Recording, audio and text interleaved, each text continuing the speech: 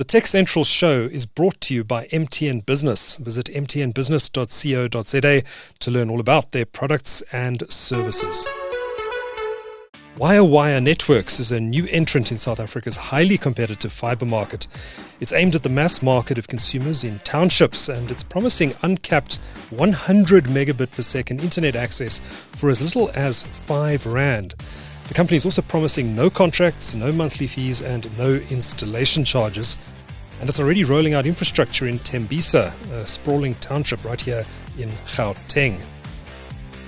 This is what Wire is offering its fibre customers. Hourly uncapped internet for R5. Daily internet, and remember this is 100 megabit per second uncapped, for R9 a day. Weekly costs R39, and there are other plans as well. So who are these guys? Can they actually make money at these price points? And what are their growth plans? To unpack all of this, I'm very pleased now to welcome JP Schmidtke. JP is the CEO of Wire. JP, good to see you. Welcome to the show. Thank you. Great. So who are you guys? What's your background? And I believe there's a link to Metro Fibre. Please, can you give us the backstory? There's not really a link to Metro Fibre. Okay. I operate a company called Initech Civils. All right. So we're an EPC. We build and transfer networks for other operators such as Metro Fibre, Net99 and Vumatel. What actually happened was we built a whole amount of sites, which was close to 15,800 units. And as you know, the fiber industry in 2024 did a bit of a dip.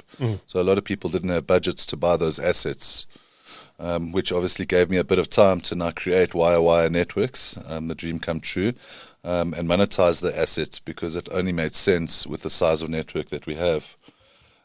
So Wire Networks is a mixture between 4 different partners. There was Initech, which is a main shareholder. Then we've also got Itiega, which is the back end that does the radio servers and does all our management platforms. And then we've also got Intello Capital, which is the initial funder of the network of ours. Okay. So that's where it all comes from. Okay. So you've got a network in Tembisa. How big is it exactly? So it's 15,816 units. So far, we've connected about 6,300 units, and it spans from Ivory Park all the way to the other side of Tembisa. You must remember Tembisa is split into 2. It's huge. It's huge. Yeah. So the one side is city of Joburg, and the other side is Ekurhuleni, which is what we call Tembisa. Further to that, we have our own backhaul that connects from AODC all the way into Tembisa High School. And probably the first network that is lit that link up at 100 gigs. Okay, so 100 gigs. 100 gigs, yeah. So, I mean, at the launch, if you guys are there, we'll prove that and show that to you. We're just doing field tests at the moment, and we're getting about 678 megs on devices on wireless at the moment in the township. Wow, that's incredible. Yeah, we believe that it's needed because of the future-proofing of the network. Yeah. Rather than getting an extra dark pair of fiber, we've increased the capacity because the technology is there. And also the density, how many people live in Tembisa. We're dealing with devices, we're not dealing with homes. So that makes a very, very big difference. Yes. I mean, just for people who don't live in Gauteng, to get an idea of the size of Tembisa, it pretty much, if you know Midrand, it's kind of east of Midrand and then extends all the way up to the east of Centurion. Am I describing that correctly? So if you look at Tembisa, you can say it goes from Glen Austin. Do you know Glen Austin? I do, just next to Midrand. Yes, all the way to Witfontein. Okay. All the way to, it's very large. I'd say about 38 kilometers from one side to the other. Wow. Yeah. Wow. Okay. And I think it's about 120,000 units in total. Okay. Yeah. And how are people getting connected in the township at the moment? Is it mainly through mobile devices? Yeah, so cell phones? there's different networks there. There's the traditional networks, which is like the Herotels, the Vumatels, fiber to the home. But it's not affordable for the individual there. You must understand there's a lot of factors to this. I mean, just the power on the ONT costs the user 35 Rand a month. It's 14 kilowatts. So if you're earning a SASA grant, you can't afford that. That's, out of the 50 kilowatts they get for free, that's like one quarter, So we had to build our model around the people of Tembisa and what would work for them. Having connectivity just at your house for that high price, it doesn't work for the majority of the community there. Yeah, yeah. Okay, so tell me about the network you've built there. What technology you've used to say it's a powered network? What does that entail? So the OLTs that we've chosen is Calyx OLTs. So we've basically built the POP on a green model. I'm not saying it's 100% green, but the consumption compared to the other brands, we've got battery power banks that can run it for about 15 hours. Okay. So we don't really have to rely on generators as a worst case scenario. When we say powered network, we put UPSs in every single house. Okay. Yeah, to make sure that if the power does go down, that the connectivity is still there. And then obviously it's a mesh network. So we put a modem in every single house. We bridge all those modems, and they all have one SSID that they connect on, and it'll automatically take them to our captive portal. So I think the difference with us and the normal FNOs is we've gone for a bit of a unified approach. We realize that there are people that want to have their own connection at home, and there are people that just want to buy per device. So part of our captive portal, we've gone actually very funny. The release that we had last week, we can actually increment connectivity up to 10 minutes at a time. 1 rand for 10 minutes. So we've been able to create a slider where they can choose connectivity for what they can actually afford. And I think that's the key, because, if one fiber ONT goes down, at least there's continuity.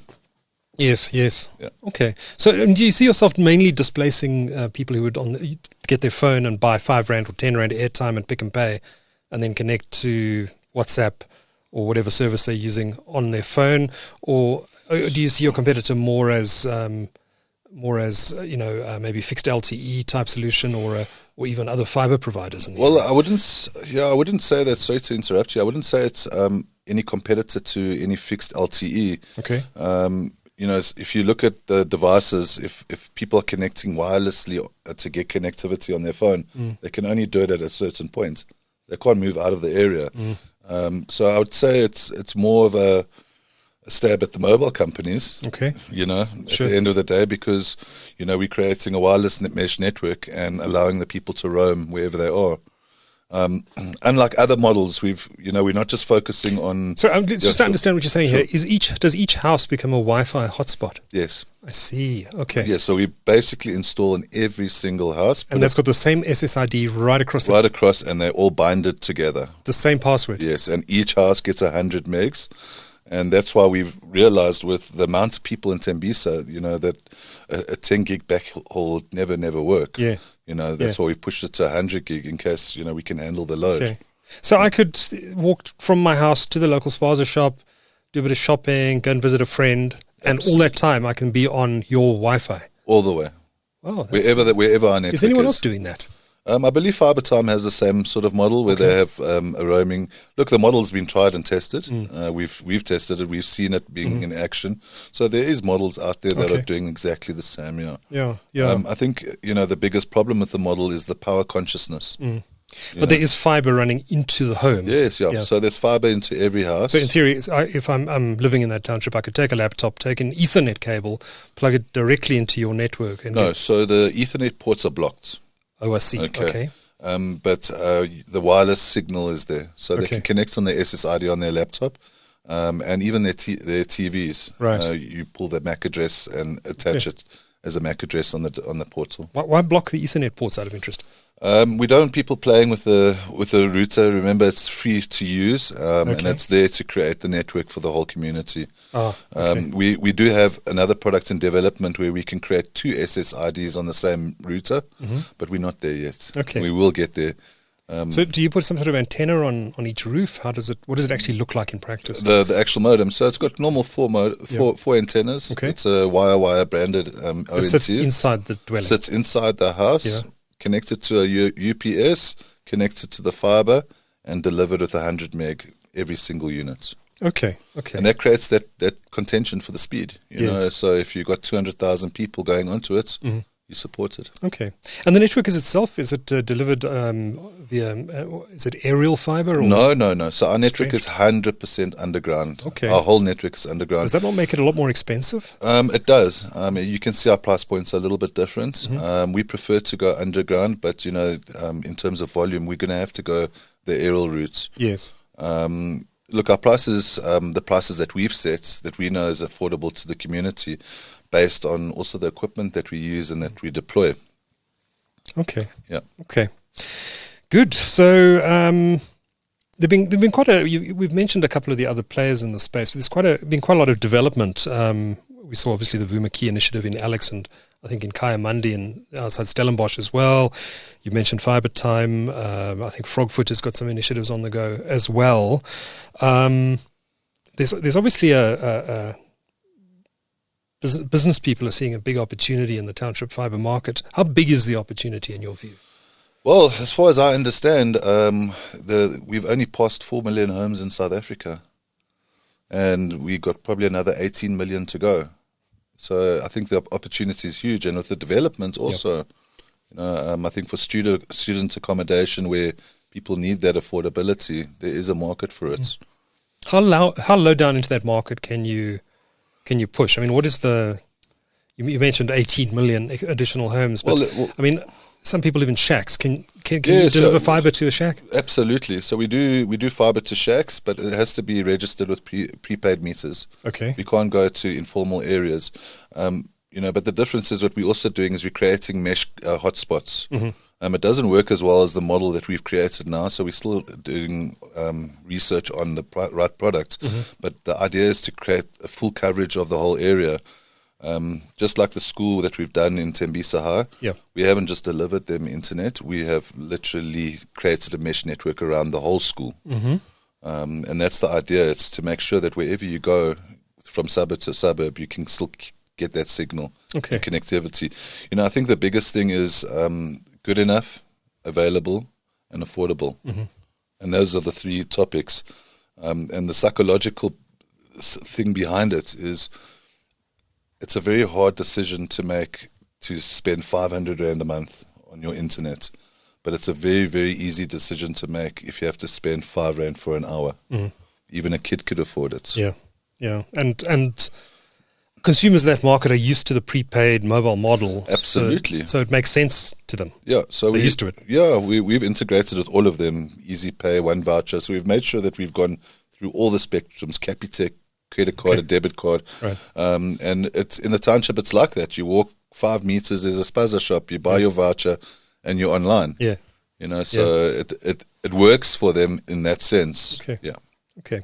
And do you have a direct go-to-market strategy, or do you work through partners like ISPs, for example? No, so we closed access at the moment. Okay. We are busy working on a model with another FNO to try and see how we can integrate our services on their network as an extra layer. Okay. I wouldn't say that's going to be successful yet, but we are open to working with partners. Okay. Like I said, we are live in Tembisa, and the subscribers are picking up. So we'll have to see. Tell me a bit then, you mentioned your shareholders, your backers at the beginning of the discussion. Maybe just touch on those names again, and how much financial resources you have behind you at this stage, and whether you're looking to raise additional funding down the line as you look to expand beyond Tembisa. Sure. Look, we've already packaged the network into, you could say we've spent 120 million to date. Okay. We do have funding lines that are already waiting for us to open up. So our ambition is to grow. I think the next phase will be the next 42,000 units. Mm-hmm. But we want to get through the first 16,000 units and make sure it's stable and what the community needs. Yeah. But in terms of future fundraising, are you looking at debt, equity? Yeah, so we are looking at debt at the moment. Mm-hmm. We've got about 3 different debt lines at the moment that we're looking at. But it's like anything. Proof is in the pudding, until that comes through. But in terms of what we've put down and the risk we've put down a lot of money down. So getting debt is not an issue and equity is not an issue. Mm-hmm. We are amenable to both. Okay. And those backers you mentioned, just run sure. through those So names Intella Capital does more asset finance leasing. Yeah. Yeah. So they funded our projects in terms of build and transfer with other FNOs. And obviously, when we couldn't get rid of the assets, they were left as the funder. Yes. Which we obviously flipped from the debt into equity. So it sounds like, JP, the process of signing up as a customer has been largely automated. You've got this captive portal where you log in and sign up. Just take us through the process. It's quite simple. I mean, it's almost like if you're at the airport. You open your phone, you look for a Wi-Fi network. Yeah. You'll see wire, fiber. You'll click on that. It'll open another page. When you open that page, it'll ask for your cell phone number. Mm-hmm. Once you put your cell phone number, it will then pull back and it'll ask you for an OTP. You'll put the OTP in, and now you've authenticated that cell phone number. And when you have done that, we have now picked up your MAC address of your cell phone. So you'll buy a session for that MAC address. Okay. Right? So it'll be 1 Rand, 5 Rand, 9 Rand, 39 Rand, 119 Rand. But the difference with our portal is what we're adding more intelligence is multiple devices. So like I said, some people want packages. So we got a package which is 449 for 8 devices. And we've got another package which is 1120 for 15 devices. The difference between the 449 and the 1120 is our network covers all the SMMEs in the area as well. Okay. So we don't just go past homes, we go past shacks, we go past houses, we go past SMMEs. And that's to create that.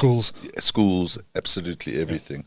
Yeah. And that supports the process. And once you bought that session, it automatically enables your phone. And then you can start managing your devices. Let's swap from my phone to my TV in case you can't afford an extra package. That's the basic process. Okay. So take us through all the plans. It starts with at 5 Rand for an hourly uncapped internet access to one device. Yep. And then I mentioned the daily plan, which is 9 Rand a day. I presume that's for one device as well. Yep. And weekly at 39 also for one device. Yes. What are the plans beyond that? So then you get 119 Rand a month for one device. Then you get a 449 for 8 devices and a 1120 for 15 devices. Okay. Yep. Okay. So I imagine that 449 might be popular in households with lots of people in them.